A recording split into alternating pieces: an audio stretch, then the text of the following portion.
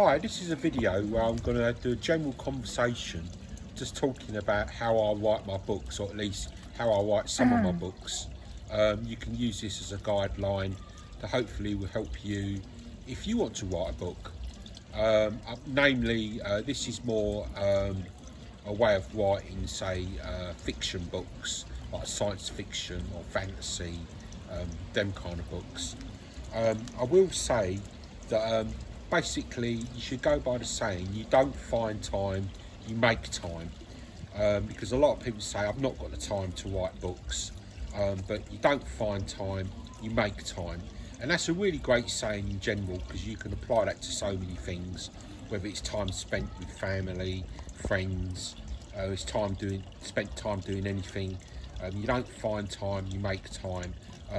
Obviously if you've got bad health or something like that, then obviously you can't make the time, but most people can make the time. I will say that all books start off with just a tiny spark of an idea, and it's important to write down that spark of an idea, because otherwise you can forget it. Just like a dream, like when you wake up and you forget what you dreamed about the night before, you've got to write down that idea, otherwise you can forget it. So make sure the minute you have a spark of an idea, write that idea down. You can have that idea when you're watching a YouTube video, when you're watching a TV program, when you're reading a magazine, listening to the radio. A spark can come anytime, but the important thing is to write down that spark of an idea when you have it. The next thing, once you have that spark of an idea, I would say keep a pen and paper with you for a couple of weeks, maybe even longer, and write down all ideas as you have them. You can have an idea from, again, anywhere, from watching a YouTube video, watching a TV program, something you see, something someone says, anything you see that gives you an idea to do with the book, write it down on a bit of paper, because otherwise you can forget that idea, again, like you forget a dream. And I'd say keep a bit of paper with you even when you're in bed at night, because you might have a lot of ideas during the night. At least I have a lot of ideas during the night when I'm writing a book, and I wake up in the middle of the night and write the ideas down on a bit of paper. It may be legible to anyone else, but you can read it. And after a couple of weeks or a week or so, you might have a bit of paper or a couple of bits of paper or a notepad with 50 ideas written on it. You know, and then after you've got those ideas, then you really start thinking about a plot, and you're thinking about a plot the whole time basically, and you're really thinking about a plot. When you're thinking of a plot, you can use well-known devices that are used in many films or books. You can use ideas such as you know, a baddie, the plot twist becoming a goodie at the end of the book, or vice versa. Or two people having a fight at once. All these kind of ideas are used a lot, especially in films, are great to include within your book. You know, finishing a book on something that's to do with how you started the book off, maybe a quest idea. All these ideas are great ideas for plots. So really try and work out a plot of an idea. If you're going to write a series of books, it's really good to have a plot of an idea weaved through the books. Harry Potter is a great example of that. She had a great plot idea and it weaved through all the books, and all little things happen throughout each book to do with that final plot, the way the story's going to come together at the end of the story. Once you've got your ideas written down, your plot written down, you've got to really start thinking about characters. A really great thing that I do for characters in my books is I have people that I know in my books, people that I've met in my books, or it could be a famous pop star, or it could be someone that you admire. You can easily change the name, maybe have them looking the same. If you feel the person doesn't want to be in your book, or you think that they wouldn't like to be in your book, you can easily change their name and not tell them. But the great thing about having people that you know in the book is you can tell them if you think they'd like it, and then they might really like reading about themselves as a main character in a book. It's great having people you know in books, because you can imagine how they'd react if they saw a dragon or a UFO, or, you know, obviously because you know them, you can imagine their face expression, the way they react, and it makes it very easy to remember the characters when you write in the book, if it's people you know in the book. Obviously some characters are completely made up and not based on anyone. That's my main advice I'd say on characters. Right, the next thing you do is you get a computer and you open up MS Word, Microsoft Word document, and you enter all the ideas down, like bullet points, in chronological order that they happen within the story. So eventually after you've done that, you'll have like 50 bullet points all written down, or maybe even more than that, written down in a document. And then the next thing you do is you start writing the book around those bullet points, or at least that's something I find very helpful to do. And as you write around the bullet points, you delete each bullet point as you write about it.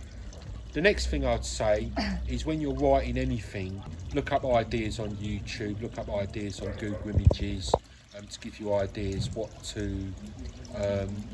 give you more ideas about what to write. It might be simple like a sword fight. So just look up 3 or 5 YouTube videos of sword fights, and it give you an idea of what the swords look like, maybe what their armour looks like, maybe the noises the characters make.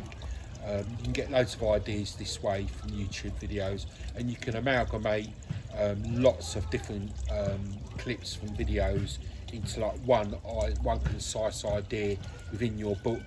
I find that really helps a lot, and by looking images up on YouTube or whatever, you can imagine the way a dragon would look, or the way a UFO would look, or whatever it may be, the way a robot looks or something. So that's a really good tip as well. The next thing I'd say is your book's then taking shape by this point. I would say add all the speech, and you can add the speech during the previous phases as well. And basically with the speech, don't just say he said, she said, she said, he said. Literally make the speech more colourful. It might be like, and they lifted up a heavy rock, and oh, this is really heavy. You know, make the speech really interesting and really colourful.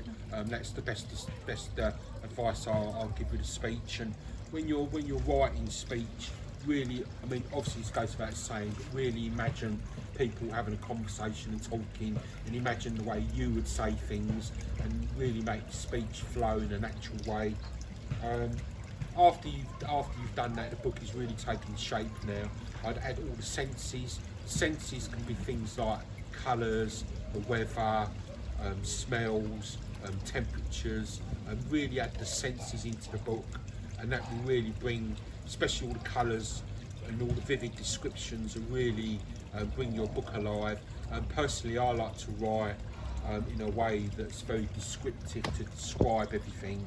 I feel luckily I naturally do write in that way.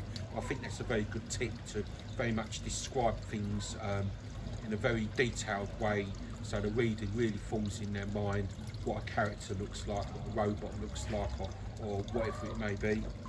So yeah, add the senses into the book.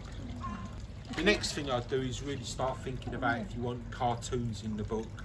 And a good thing to do is the Fiverr app. You can easily pay people to create cartoons for the book.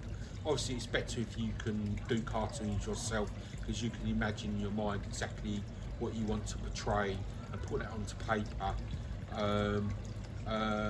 But even if you are going to get someone else to do cartoons for your book, it might help, even if you're not a very good drawer, to try and draw some drawings yourself to show to the illustrator the sort of thing you want him to illustrate.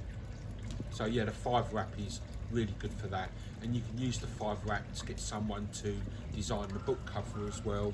And then I'd say proofread through the book. Actually, you can do this a bit before the cartoon stage, but proofread the book many times. This will really improve the book, and it's a good idea to get friends and family to read the book, because they might give you ideas about something that doesn't particularly make sense, and you might have to slightly alter the plot slightly or something. Get as many people to read the book as possible to give you ideas about what they think about the book. But ultimately, you're the creator, and your decision ultimately matters the most because you're the author after all. Learn how to publish the book on KDP on Amazon, and I'd say watch a YouTube video, learn how to do this, or do a course and learn how to do this. Once you've learned how to do it, and it only takes like about half hour to learn, especially if someone shows you how to lay out a manuscript to upload to KDP. And once you can do it, you can do it over and over again and publish many books using the same technique that you used to publish the first book. And you can use the same manuscript to publish an e-book, a paperback, or a hardback on KDP, Kindle Direct Publishing, Amazon. And that's it in a nutshell. That is how I write the majority of my books, and I think it's a great technique, especially to get you started if you don't know how to write books. You know, it just starts off with a spark of an idea that you write down, otherwise you forget it like a dream. And yeah, so I'd just say if you do write a book using this technique, contact me and I'd love to read it. Always love reading other people's books. And good luck and happy writing.